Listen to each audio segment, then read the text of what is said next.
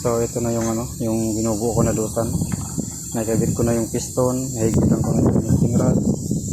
Ito, ang ginamit ko dito is 17 yan. Nag-advance ako. Dapat dapat nasa 75 lang ginawa ko. Meter, 90 meter yung pagkahigpit ko nito. Tapos ito, pinabit ko na yung oil pump. Ayan.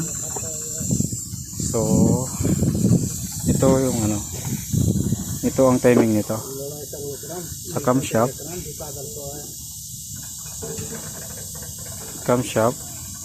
tapos crankshaft. Ayan, crankshaft. Ayan ang timing niya, letter A nakalagay, letter A. Ayan, tapos dito sa camshaft letter B. Ito naman sa injection pump. So ngayon hindi maikabit ngayon yung injection pump dito na ganito naka-open. Kailangan naka-cover na kasi kasama na yung cover dito. So injection pump. So yan. Ito na. Injection pump siya. Ayan. Ito yung injection pump. Injection. So ayan o. Nakabit ko na yung mga piston niya. So ngayon kakabit ko na yung crankcase.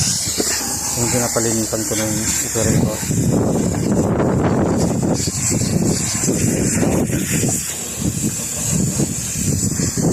Tapos ito wala connector to ng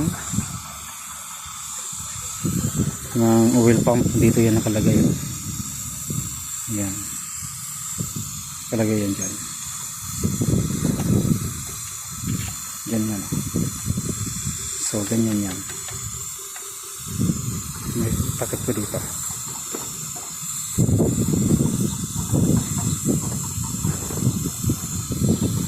So sige po mga lods, salamat sa panonood. Kayanin ko na to.